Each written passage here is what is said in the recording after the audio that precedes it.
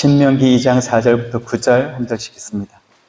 너는 또 백성에게 명령하여 이르기를 너희는 세일에 거주하는 너희 동족 에서의 자손이 사는 지역으로 지날진대 그들이 너희를 두려워하리니 너희는 스스로 깊이 삼가하고 그들과 다투지 말라. 그들의 땅은 한 발자국도 너에게 주지 아니하리니 이는 내가 세일산에서 에서에게 기업으로 주었습니다. 너희는 돈으로 그들에게서 양식을 사서 먹고 돈으로 그들에게서 물을 사서 마시라.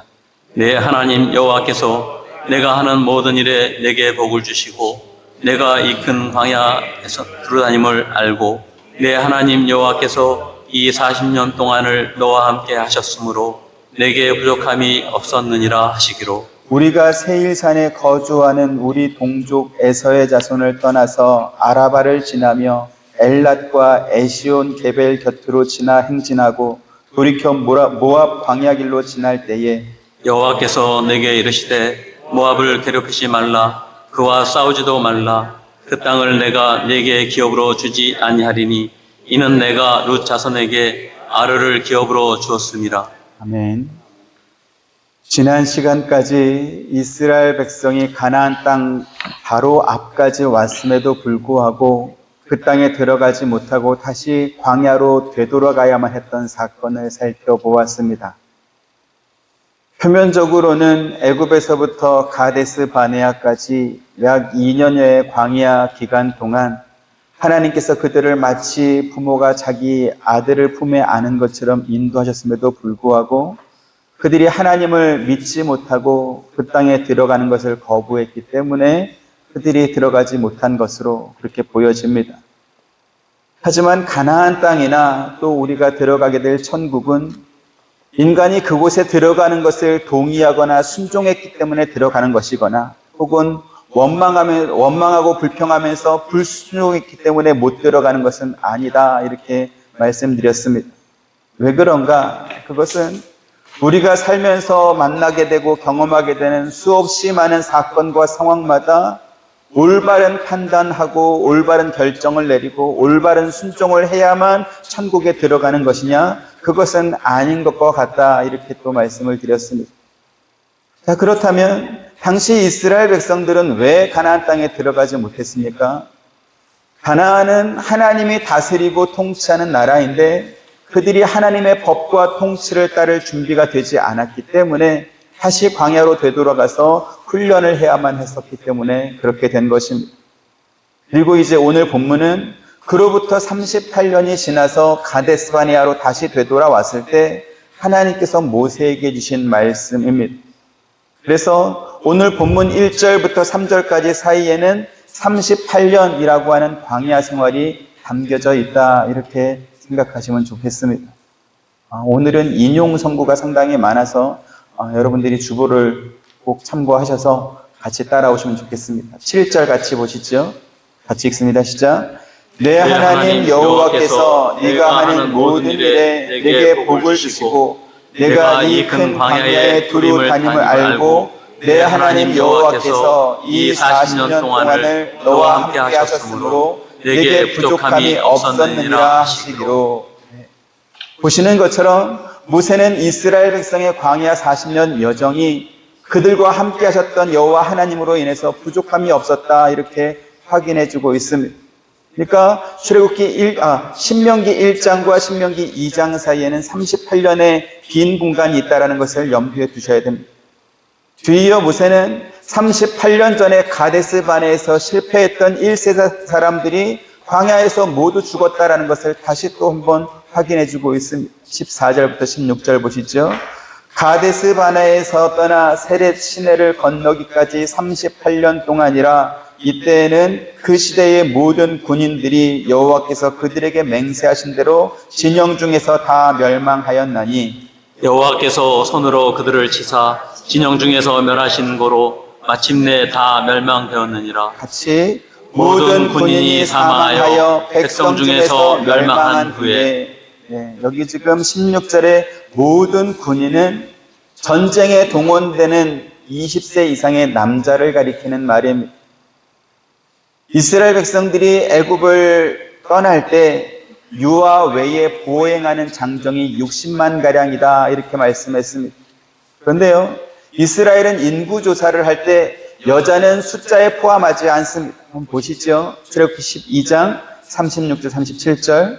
여호와께서 애굽 사람들에게 이스라엘 백성에게 은혜를 입히게 하사 그들이 구하는 대로 주게 하심으로 그들이 애굽 사람의 물품을 취하였더라. 이스라엘 자손이 라셈을 떠나서 숫곳에 이르니 유아 외에 보행하는 장정이 60만 하량이요. 네, 유아 외에 보행하는 장정이 60만 가량이다. 20세 이상 전쟁에 나갈 수 있는 장정이 60만 가량이다 라고 한 것입니다.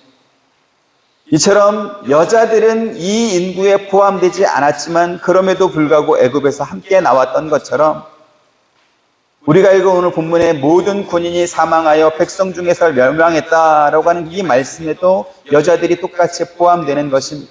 결국 20세 이상의 남자뿐만 아니라 여자들도 똑같이 멸망했다라는 뜻이지. 그리고 오늘 본문은 출애굽 1세대의 실패에 대한 징계가 끝난 이후에 이제 하나님께서 가나안 땅에 들어가야 할 새로운 세대에게 내려주신 중요한 명령을 말씀하고 있습니다. 그런데요, 처음 내리신 그 중요한 명령이 신명기 말씀을 읽는 우리에게 상당히 당황스러움을 줍니다. 1장에서 확인한 것 같이 이스라엘 백성이 38년 전에 가나안 땅에 곧장 들어가지 못했던 이유가 뭐였습니까? 그들이 하나님보다 거인족 속인 가나안 사람들을 무서워했기 때문에, 두려워했기 때문에 들어가지 못한 것이었습니다. 그 결과 이스라엘 백성들은 38년을 광야에서 더 보내게 되었고 이제 애굽을 떠난 지 40년 만에 가데스 바네아로 다시 돌아와가지고 하나님의 명령을 듣고 있는 그러한 상황인 것입니다. 절치부심이라는 말이 있습니다. 몹시 분해하며 이를 갈면서 마음을 다 잡는다라는 뜻으로 똑같은 실패를 다시 하지 않겠다라는 결연한 의지를 의미하는 그러한 사자성어이지요. 아마 이스라엘 백성들이 지금 그와 같은 마음이었을 것입니다. 부모 세대의 가나안 땅으로 곧바로 들어갈 수 있을 거라고 기대했던 그 사람들은 하나님을 시험하다가 결국 광야에서 모두 멸망하고 말았습니다. 그러니 이제 광야의 1.5세대, 2세대 사람들은 부모 세대의 실패를 거울로 삼아서 이제 두 번째 기회가 주어졌을 때는 두려움 없이 하나님 명령대로 가나안 땅으로 곧장 진격해 들어가리라 라는 그러한 아주 굳은 다짐을 했을 것입니다. 그런데요, 하나님께서는 가나안 땅으로 들어가는 길에 만나는 에돔 족속과 모압 족속과 암몬 족속을 괴롭히지 말고 그들과 다투지 말라, 그들의 땅을 빼앗지 말라, 이와 같은 말씀을 하고 있습니다. 그리고 헤스본 왕 시온에게도 사자를 보내서 우리가 네 땅을 지나가도록 허락해달라, 우리가 양식과 물을 사서 먹겠다, 그렇게 말하라고 그렇게 명령하고 있습니다. 제가 당황스럽다 이렇게 표현한 것은요, 38년 전에 그들의 부모 세대가 가나안 땅에 곧바로 들어가지 못했던 이유가 무엇이었습니까? 가나안 족속을 두려워해서, 전쟁하는 것을 무서워해서 하나님을 믿지 못하고 불순종했기 때문에 들어가지 못한 것이었습니다.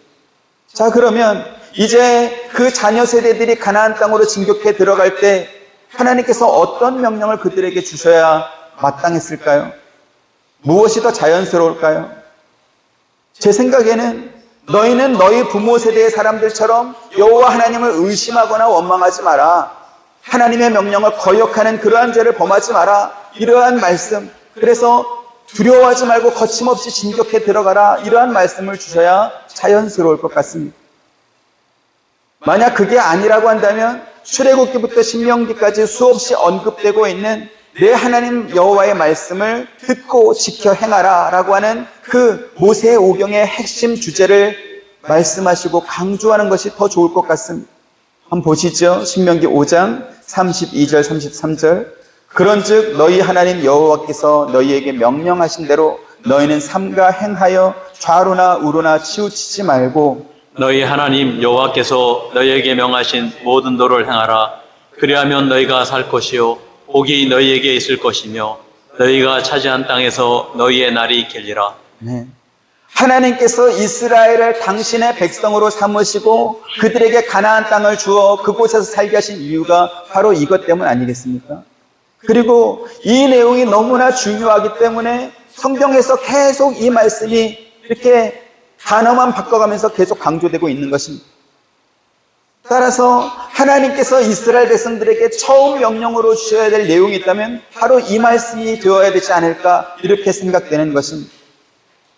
그런데 뜻밖에도 하나님께서는 에돔 족속과 모압과 암몬 족속을 괴롭히지 말고 그들과 다투지 말라, 그들의 땅을 빼앗지 말라, 이 명령을 가장 먼저 주고 있습니다. 너무나 중요하기 때문에 제일 첫 번째로 주신 명령인 것이지. 그러면 성경에 기록된 에돔 족속과 모압과 암몬 족속은 어떤 사람들이었는가? 끊임없이 이스라엘 백성들을 시험하고 괴롭히며 그들을 적대적으로 대했던, 그래서 이스라엘의 철천지 원수와도 같은 사람들이 바로 에돔 족속 또 모압과 암몬 족속이었습니다. 그러면 왜 하나님께서는 가나안 땅으로 정복해 들어가는 이스라엘 백성들에게 이 세 족속을 괴롭히지 말고 그들과 다투지 말고 그들 소유의 땅을 빼앗지 말라, 이러한 명령을 주었을까? 이것을 우리가 생각해 봐야 되는 것입니다. 하나님께서 그 이유를 오늘 본문에 이렇게 말씀하고 있습니다. 4절 5절 보시죠. 너는 또 백성에게 명령하여 이르기를 너희는 세일에 거주하는 너희 동족 에서의 자손이 사는 지역으로 지날진대 그들이 너희를 두려워하리니 너희는 스스로 깊이 삼가하고 그들과 다투지 말라. 그들의 땅은 한 발자국도 너에게 주지 아니하리니 이는 내가 세일산을 에서에게 기업으로 주었습니다. 네, 너희 동족이라고 말씀하면서 하나님께서 에서의 자손이 사는 그 땅을 그들에게 기업으로 주셨기 때문이다, 이렇게 말씀하고 있습니다. 9절 또 보시죠. 시작. 여호와께서 내게 이르시되 모압을 괴롭히지 말라, 그와 싸우지도 말라, 그 땅을 내가 네게 기업으로 주지 아니하리니 이는 내가 롯 자손에게 아르를 기업으로 주었습니다. 네. 모압과 암몬은 아브라함의 조카였던 롯이 자기 딸들로부터 낳은 아들들입니다. 그리고 하나님께서는 모압 족속이 거주하는 그 땅을 롯에게 기업으로 주셨다, 이렇게 말씀합니다.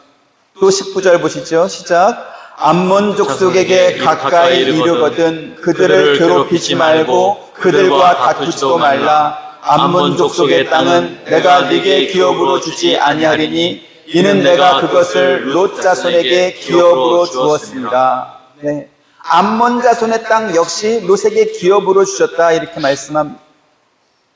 지금 말씀드린 에돔 족속, 모압과 암몬 족속은 한 가지 공통점이 있습니다. 그건 뭐냐면 그들이 하나님께서 아브라함에게 주셨던 언약 안에 있었던 사람이었다라는 것입니다.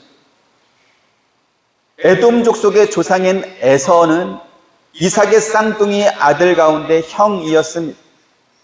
하지만 에서는 하나님께서 아브라함에게 주셨던 언약의 복을 받는 것보다는 자기 욕심을 쫓아 사는 것을 더 좋아해서 스스로 그 복된 길을 떠난 사람이었습니다. 히브리서 12장 16절 보시죠. 시작. 음행하는 자와 혹 한 그릇 음식을 위하여 장자의 명분을 판 에서와 같이 망령된 자가 없도록 살피라. 네. 에서가 한 그릇 음식을 위해서 장자의 명분을 팔았다라고 하는 사실은 우리 모두가 잘 알고 있습니다. 그러면 음행하는 자라는 말은 무엇일까요? 성경은 그에 대해서 이렇게 말씀합니다. 창세기 26장 34, 35절. 에서가 40세에 헷 족속 부에리의 딸 유딧과 헷 족속의 엘론의 딸 바스맛을 아내로 맞이하였더니 그들이 이삭과 리브가의 마음에 근심이 되었더라. 네. 에서가 40세 되던 해에 두 명의 여자를 아내로 맞이하였는데 둘 다 헷 족속이었다라는 것입니다.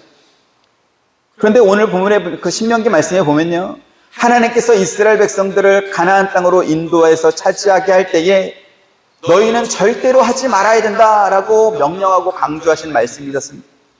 절대적 금지 명령입니다. 보겠습니다. 신명기 7장 1절부터 3절. 내 하나님 여호와께서 너를 인도하사 네가 가서 차지할 땅으로 들이시고 내 앞에서 여러 민족 헷 족속과 기르가스 족속과 아모리 족속과 가나안 족속과 브리스 족속과 히위 족속과 여부스 족속 곧 너보다 많고 힘이 센 7 족속을 쫓아내실 때에 내 하나님 여호와께서 그들을 내게 넘겨 내게 치게 하시리니 그때 너는 그들을 진멸할 것이라. 그들과 어떤 언약도 하지 말 것이요 그들을 불쌍히도 여기지 말 것이며 같이 또 그들과 혼인하지도 말지니 내 딸을 그들의 아들에게 주지 말 것이요 그들의 딸도 내 며느리로 살지 말 것은. 네. 그 땅에 사는 족속과 혼인하지 말라라고 하시면서 처음 언급했던 족속이 누구였다고요? 헷 족속입니다. 그러면 이방 여인과 결혼하는 것이 왜 음행이겠습니까? 성경에는 마치 일란성 쌍둥이처럼 음행과 함께 언급되는 죄가 있습니다. 그게 뭐냐면 바로 우상숭배입니다. 고린도전서 5장 11절 같이 봅니다. 시작. 이제 내가 너희에게 쓴 것은 만일 어떤 형제라 일컫는 자가 음행하거나 탐욕을 부리거나 우상숭배를 하거나 모욕하거나 술 취하거나 속여 빼앗거든 사귀지도 말고 그런 자와는 함께 먹지도 말라 함이라. 여기 지금 어떤 형제라 일컫는 자라고 했습니다. 이 사람은 고린도 교회 안에 들어온 사람을 가리켜 말합니다. 그런데 그 사람이 음행하거나 우상숭배를 한다면 그와 사귀지 말고 함께 먹지도 말라. 그러면서 그 뒤에 5장 13절에 가서 보면 이 악한 사람은 너희 중에서 내쫓으라 이렇게 말씀하고 있습니다. 고린도 6장 9절도 봅니다. 시작. 불의한 자가 하나님의 나라를 유혹으로 받지 못할 줄을 알지 못하느냐. 유혹을 받지 말라. 음행하는 자나 우상숭배하는 자나 간음하는 자나 탐색하는 자나 남색하는 자나. 네, 저기 지금 또 음행하는 자와 우상숭배하는 자가 나오죠. 그 뒤에 간음하는 자, 탐색하는 자, 남색하는 자 다 음행에 속한 죄입니다. 하나님의 나라를 유업으로 받지 못할 불의한 자를 말씀하실 때도 음행하는 자와 우상숭배하는 자가 함께 언급되고 있는 것이죠. 에서가 헷 족속 여인 2명을 자기 아내로 삼은 것은 그가 헷 족속이 섬기는 우상을 받아들였음을 의미하는 것입니다. 그래서 신명기 17장 4절에 계속해서 이렇게 말합니다. 또 같이 봅니다. 시작. 그가 내 아들을 유혹하여 그가 여호와를 떠나고 다른 신들을 섬기게 함으로 여호와께서 너희에게 진노하사 갑자기 너희를 멸하실 것입니다. 네. 이삭의 장자였던 에서는 아브라함에게 주셨던, 하나님께서 아브라함에게 주셨던 언약을 이어받아야 했던 사람이었지만 그가 장자의 명분을 소홀히 여기고 우상을 섬기는 이방 여인 2사람을 자기 아내로 맞아들여서 결혼했습니다. 결국 그가 이어받아야 했던 하나님의 언약은 동생 야곱에게로 넘어간 것이지. 그러면 모압 족속과 암몬 족속의 시작, 그 모압과 암몬의 아버지 롯은 어떤 사람이었습니까? 그 역시 하나님의 약속을 받은 아브라함이 갈대아 우르를 떠날 때 삼촌인 아브라함을 따라서 나왔던 사람입니다. 그리고 롯은 그가 아브라함과 함께 있었다라는 그 이유만으로 하나님의 축복을 어마어마하게 받은 사람이었습니다. 롯이 소유한 가축의 숫자가 아브라함처럼 많아져서 그래서 한 지역 안에 서로 같이 공존할 수 없는, 그래서 롯의 목자들과 아브라함의 목자들이 서로 다투어야 될 만큼 그렇게 재산이 많아졌던 것이지. 그래서 롯에게 아브라함이 네가 좋은 땅을 선택해서 가라. 네가 동하면 내가 좌하고 네가 좌하면 내가 동하리라. 이렇게 말하자 물이 많은 요단 동편을 택해서 롯이 떠났다. 이렇게 성경은 말씀하고 있습니다.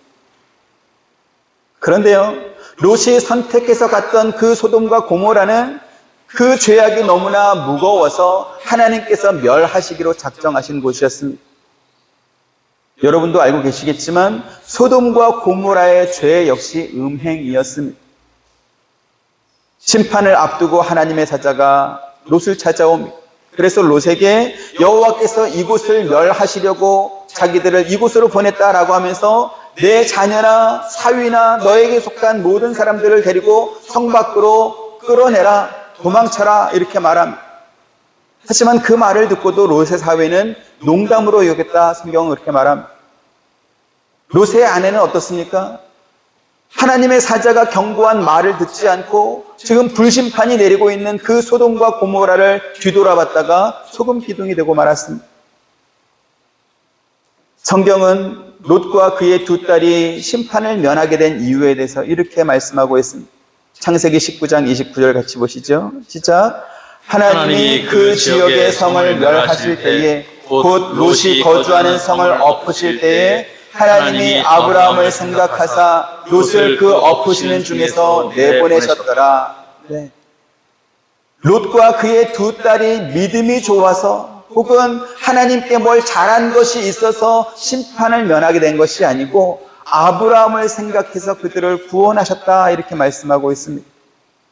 그런데요, 이렇게 무서운 불심판에서 구원받은 롯의 두 딸은 후손을 잇자라고 하는 그 명분으로 아버지에게 술을 먹이고 아버지와 잠자리를 같이 한 뒤에 각자 모압과 암몬을 낳습니다.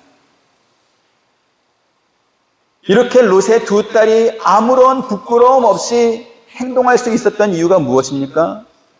그들이 나고 자랐던 그 소돔성의 문화와 풍습의 영향을 그들이 받아들였기 때문에 그렇습니다. 그럼 롯은 어떻습니까?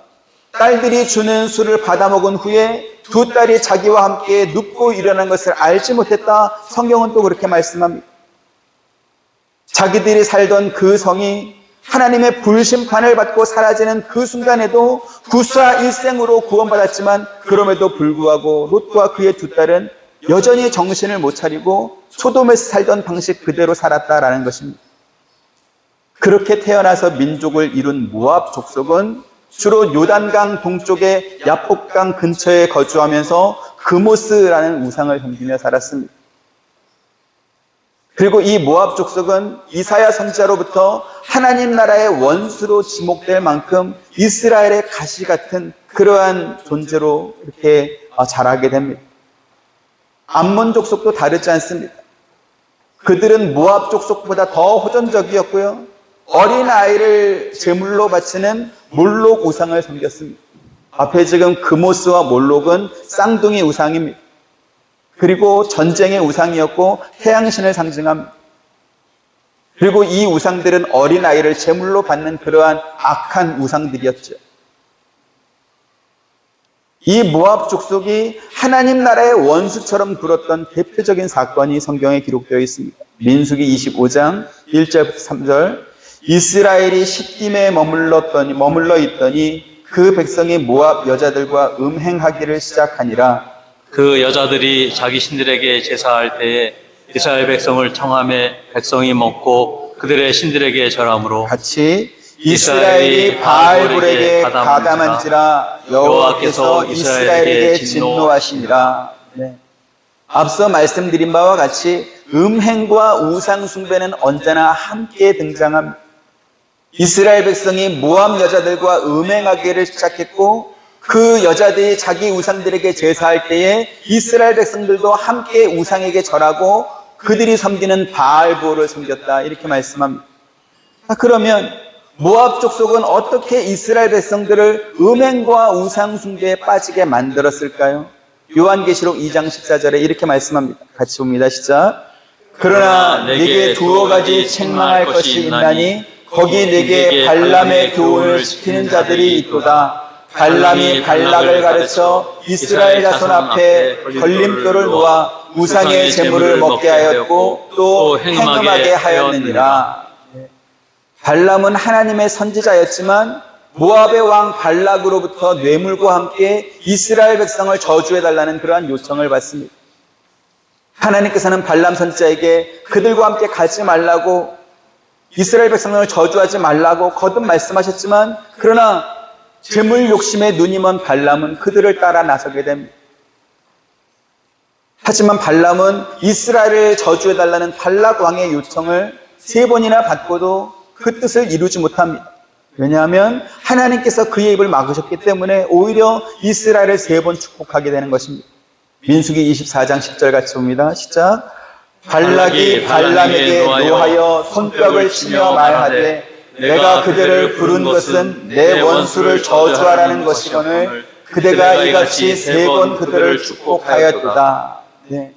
민수기 말씀에서는 발람 선지자가 발락의 요청을 받아서 이스라엘 백성을 해치는 혹은 저주하는 그런 내용이 전혀 없습니다. 하지만 요한계시록에서는 그가 발람에게 뭔가를 가르쳐줬죠. 뭡니까? 이스라엘 자손에게 그 앞에 걸림돌을 놓아가지고 우상의 재물을 먹고 행음하도록 만드는 그러한 어떤 꾀를 말해주었다, 이렇게 지적하고 있는 것입니다. 그 일로 인해서 이스라엘 자손은 하나님께서 내리신 연병으로 인해서 24,000명이 죽게 됩니다.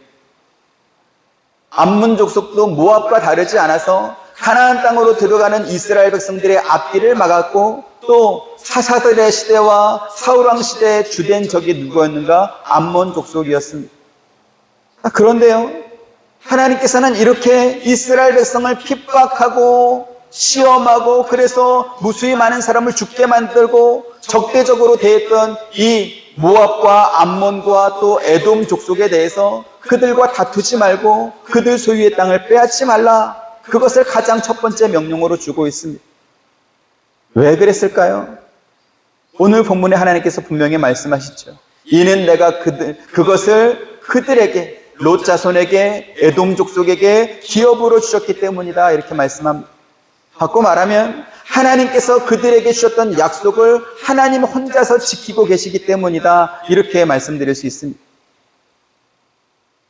원래 계약이라고 하는 것은 약속의 당사자, 양 당사자가 신실하게 그 약속을 지킬 때 유효한 것입니다.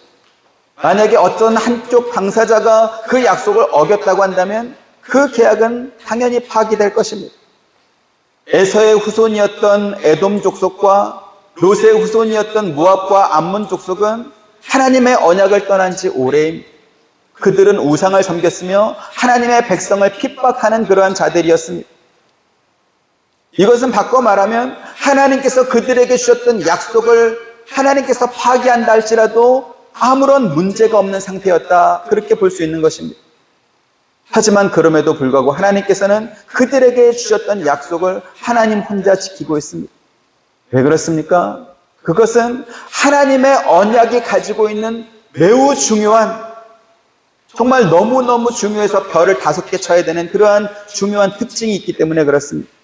그것이 무엇인가? 하나님께서 사람에게 주신 언약은 사람들이 자기의 이익이나 목적을 이루기 위해서 계약하는 것처럼 이익 실현을 위해서 주신 그러한 약속이 아니기 때문에 그렇습니다. 사람들은 자기의 이익을 위해서 계약하지만 하나님께서 사람에게 주신 그 언약은 이익을 위해서 준 것이 아니라는 것입니다. 첫사람이었던 아담과 하와가 선악과를 따먹었을 때 하나님께서는 그들에게 앞서 주셨던 것처럼 네가 먹는 날에는 반드시 죽으리라, 이렇게 경고를 받고도 그들이 하나님의 명령을 어겼기 때문에 그들은 마땅히 죽었어야 했습니다. 하지만 하나님께서는 그들을 법대로 죽이는 대신에 새로운 약속을 주시죠. 창세기 3장 15절 같이 봅니다. 시작. 내가 너로 여자와 원수가 되게 하고 내 후손도 여자의 후손과 원수가 되게 하리니 여자의 후손은 내 머리를 상하게 할 것이요 너는 그의 발꿈치를 상하게 할 것이니라 하시고, 하나님의 명령을 어기고 죄범한 인간을 구원하기 위해서 하나님께서는 당신의 독생자를 희생하겠다라고 하는 하나님의 공의와 하나님의 사랑을 동시에 완성하는 새로운 언약을 준 것입니다. 그래서 창세기 15장, 3장 15절에 이 말씀을 가리켜서 원복음이다 혹은 최초의 복음이다, 그렇게 신학에서는 말합니다. 하나님의 공의는 무엇입니까? 약속대로 또는 법대로만 심판하고 죽이는 것이 아닙니다. 당신의 모양과 형상으로 만드신 그 사람을 사랑하는 사랑이 전제된 공의가 바로 하나님의 공의입니다. 그리고 하나님의 언약도 바로 그 하나님의 공의라고 하는 기준 위에 세워져 있습니다. 하나님의 언약을 버리고 우상을 섬기는 에돔 족속과 모압과 암몬 족속은 하나님의 준엄한 심판을 받더라도 전혀 이상하지 않은 그러한 사람들이었습니다. 그럼에도 불구하고 하나님께서는 이스라엘 백성들에게 너희는 그 땅을 지날 때에 그들과 다투지 말고 그들 소유의 땅을 빼앗지 말라. 혹시 그들의 땅을 지나게 된다면 그들에게서부터 음식을 사서 먹고 물도 사서 먹으라, 그렇게 말씀합니다. 왜요? 하나님께서 그 땅을 그들에게 기업으로 주셨기 때문이라는 것입니다. 그들은 하나님께서 주신 언약을 파기했던 자들입니다. 각종 우상을 섬기며 하나님을 떠난 자들이었습니다. 하나님의 백성인 것을 알면서도 그 백성을 핍박하고 시험에서 넘어뜨렸던 자들입니다. 그런데 그러한 자들에게 하나님 혼자서 언약을 지킨 이유가 뭐였습니까?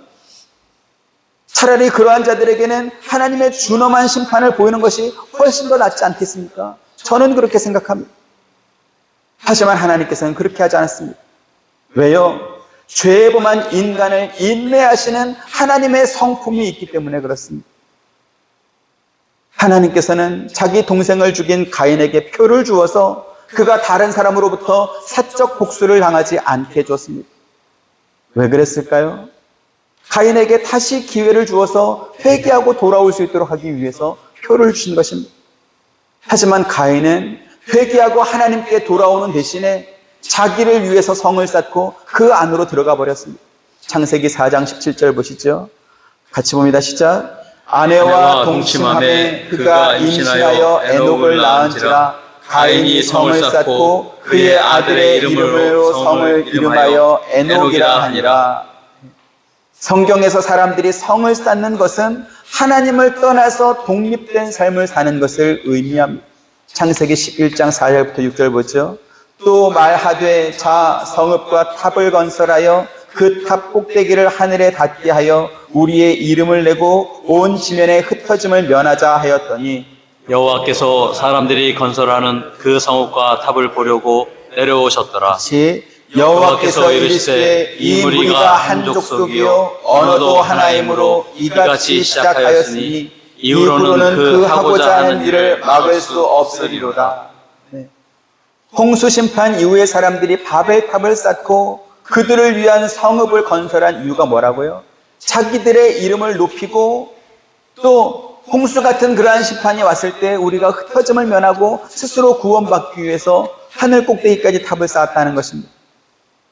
하나님께서는 바벨탑과 성을 쌓는 사람들의 그 악한 의도를 아시고 그들의 언어를 혼잡하게 해서 그 모든 사람들을 지면에 다 흩어버렸다. 성경은 그렇게 말씀하고 있죠. 창세기 11장 9절 봅니다. 시작. 그러므로 그 이름을 바벨이라 하니 이는 여호와께서 거기서 온 땅의 언어를 혼잡하게 하셨으니라. 여호와께서 거기서 그들을 온 지면에 흩으셨더라. 동생을 죽이고 하나님 앞에서 쫓겨난 가인은 회개할 기회가 분명히 있었음에도 불구하고 하나님께 돌아오기보다는 자기를 위해서 성을 쌓고 그 안에서 살았습니다. 그리고 그 가인의 후손들은 하나님께서 홍수로 세상을 심판해야 될 만큼 그렇게 죄를 더해갔던 것입니다. 자, 그러면 홍수 심판에서 구원받은 노아의 후손들은 달라야 되지 않겠습니까? 그런데 노아의 후손도 다르지 않았습니다.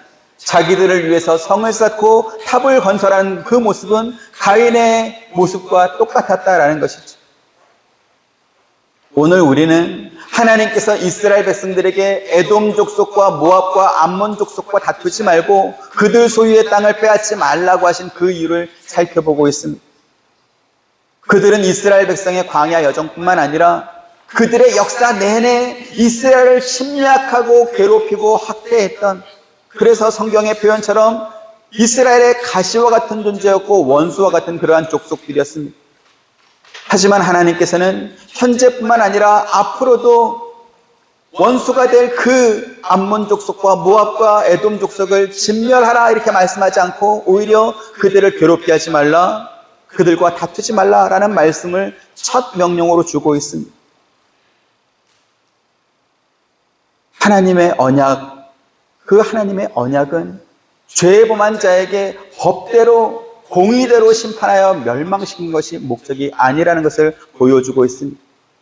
그러한 자라 할지라도 그들도 회개해서 돌아오게 해서 그래서 구원하는 데 목적이 있기 때문에 이 말씀을 지금 첫 명령으로 주고 있습니다.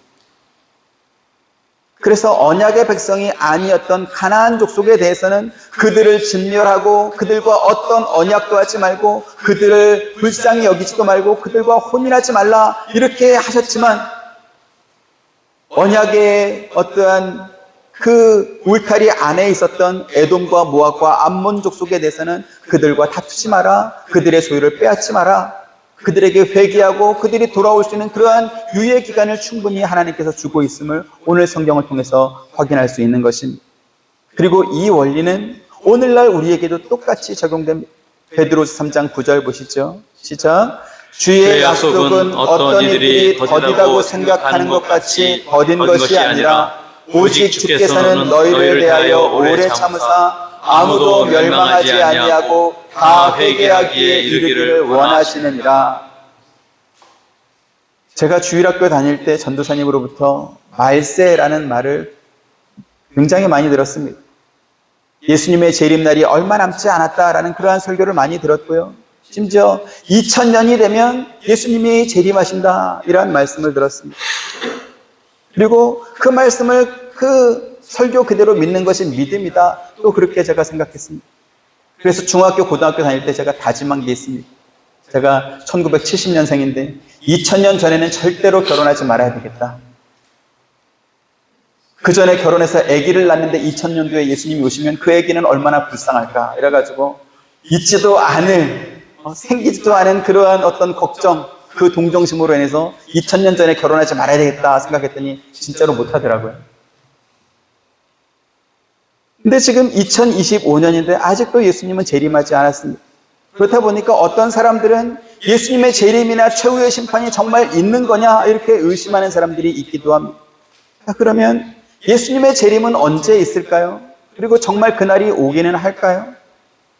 요한복음 6장 말씀 봅니다. 39절 시작. 나를 보내신 이의 뜻은 내게 주신 자 중에 내가 하나도 잃어버리지 아니하고 마지막 날에 다시 살리는 이것이니라. 예수님의 재림은 분명히 있습니다. 그러나 왜 아직 안 옵니까? 왜 예수님은 재림하지 않습니까? 아직 잃어버린 자, 구원해야 될 자가 남아있기 때문에 그렇습니다. 예수님께서 그 예수님을 세상에 보내신 하나님의 뜻은 구원하실 백성으로 예수님께 맡긴 그 사람 중에서 하나도 잃어버리지 않고 마지막 날에 다시 살리는 것이다. 이렇게 말씀합니다. 예수님의 지상사역 역시 그 일을 이루기 위한 것이었고 실제로 예수님은 이루었다 이렇게 말씀했습니다. 요한복음 17장 12절도 보죠. 시작. 내가 그들과 함께 있을 때에 내게 주신 아버지의 이름으로 그들을 보존하고 지키었나이다. 그 중에 하나도 멸망하지 않고 다만 멸망의 자식뿐이오니 이는 성경을 응하게 함이니이다. 십자가의 죽음을 앞두신 예수님께서 하나님께서 자기에 맡긴 모든 일들을 다 지키었다라고 하면서 다만 멸망의 자식이 예외적으로 있다 이렇게 말씀합니다. 멸망의 자식은 누구일까요? 예수님을 돈 받고 판 가룟 유다와 그에 속한 사람을 가리켜 말하는 것입니다. 가룟 유다는 예수님의 12제자 가운데 한 사람으로 누구보다 예수님의 말씀을 많이 들었고 예수님께서 행하시는 모든 일들과 또 그가 특별히 제자들에게 가르쳐준 구원의 도를 가장 많이 듣고 잘 알았던 사람이었습니다. 하지만 가룟 유다는 그리스도의 도를 알면서도 그 길을 떠나서 세상으로 돌아간 그러한 사람이기도 합니다. 베드로후서 2장 19절부터 22절 그들에게 자유를 준다 하여도 자신들은 멸망의 종들이니 누구든지 진 자는 이긴 자의 종이 됨이라. 만일 그들이 우리 주 대신 구주 예수 그리스도를 알므로 세상의 더러움을 피한 후에 다시 그 중에 얽매이고 지면 그 나중 형편이 처음보다 더 심하리니 의의 도를 안 후에 받은 거룩한 명령을 저버리는 것보다 알지 못하는 것이 도리어 그들에게 나으니라. 참된 속담에 이르기를 개가 그 토하였던 곳에 돌아가고 돼지가 씻었다가 더러운 구덩이에 도로 누웠다 하는 말이 그들에게 응하였도다.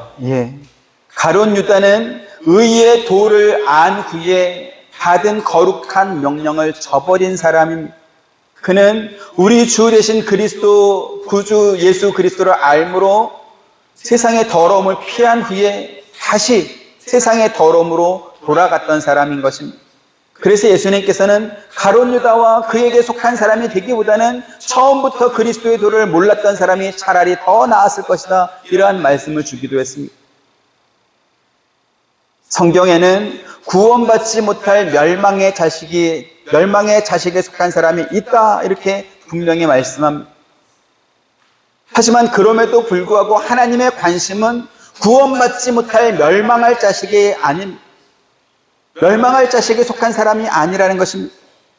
예수님께 맡겨가지고 하나도 잃어버리지 아니하고 마지막에 다시 살릴 당신의 자녀들의 관심이 있습니다. 그리고 그 마지막 자녀를 다 찾을 때까지는 하나님께서 심판을 유보하실 것입니다. 이와 같은 심판의 유보는 홍수로 세상을 심판하셨던 노아 때나 혹은 아브라함이 소돔과 고모라 성의 그 용서를 구하면서 의인을 찾아다녔던 것에서도 확인할 수 있습니다. 그런데 이러한 말씀을 드리면 노아 때나 소돔 고모라 때의 사람들은 심판받아 마땅한 사람들이었고 오늘 우리는 그렇지 않다 이렇게 생각하고 또 그렇게 주장하는 사람들도 상당히 많습니다. 그래서 하나님께서 심판을 유보한 것이 우리를 구원하기 위해서 오래 참고 있는 것이다 이렇게 생각하지 않습니다. 우리는 충분히 의롭다 이렇게 주장하는 그러한 목사님들 또 그렇게 주장하는 그러한 사람들도 상당히 많습니다. 그러면 한번 우리 생각해 보겠습니다. 오늘날 세상이 소돔과 고모라보다 더 낫다 이렇게 생각하십니까? 오히려 죄의 종류는 더 많아졌고 심해졌고 잔인해졌고 뻔뻔해졌고 더러워졌다 이렇게 생각되지 않습니까? 저는 그렇게 느껴집니다. 하나님께서 이스라엘의 원수와 같은 에돔 족속과 모압 족속, 암몬 족속을 멸하지 않으시고 이스라엘 백성들에게 그들을 괴롭히거나 그들의 소유를 빼앗지 말라라고 말씀한 이유가 있다라고 말씀드렸습니다. 비록 그들이 지금은 우상을 섬기며 하나님을 떠나서 살고 있지만 그러나 하나님의 언약을 경험한 그들이 회개하고 돌아올 기회를 하나님께서는 충분히 주셨던 것이지. 하지만 그럼에도 불구하고 그들은 하나님께서 그들에게 베푸신 은혜를 걷어차버리고 오히려 더 적대적으로 하나님께 반항했습니다. 민수기 20장 14절 또 17절부터 21절 봅니다. 모세가 가데스에서 에돔 왕에게 사신을 보내며 이르되 당신의 형제 이스라엘의 말에 우리가 당한 모든 고난을 당신도 아시거니와 청하건대 우리에게 당신의 땅을 지나가게 하소서. 우리가 밭으로나 포도원으로 지나가지 아니하고 우물로도 마시지 아니하고 왕의 큰 길로만 지나가고 당신의 지경에서 나가기까지 왼쪽으로나 오른쪽으로나 치우치지 아니하리라 한다고 하라 하였더니 에돔 왕이 대답하되 너는 우리 가운데로 지나가지 못하리라. 내가 칼을 들고 나아가 너를 대적할까 하노라. 이스라엘 자손이 이르되 우리가 큰 길로만 지나가겠고 우리나 우리 짐승이 당신의 물을 마시면 그 값을 낼 것이라. 우리가 도보로 지나갈 뿐인즉 아무 일도 없으리이다 하나 그는 이르되 너는 지나가지 못하리라 하고 에돔 왕이 많은 백성을 거느리고 나와서 강한 손으로 막으니 에돔 왕이 이같이 이스라엘이 그의 영토로 지나감을 용납하지 아니하므로 이스라엘이 그들에게서 돌이키니라. 네. 모세와 이스라엘 백성은 하나님께서 그들에게 명령하신 대로 에돔 땅을 지나갈 때 물이나 양식을 사 먹겠다. 좌로나 우로나 치우치지 않고 큰 길로만 지나가겠다. 그렇게 부탁했지만 에돔 왕은 많은 백성과 함께 칼을 들고 나와서 막았습니다.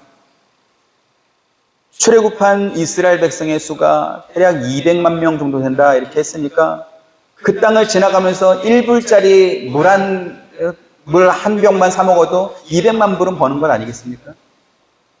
만약에 10불짜리 햄버거를 사 먹었다 그러면 더 많은 돈을 벌지 않겠습니까? 그런데 에돔 왕은 그것을 거절했습니다. 그리고 이스라엘 백성은 다른 길로 돌아가야 됐다 이렇게 말씀하죠. 에스겔 35장 15절 또 봅니다. 시작.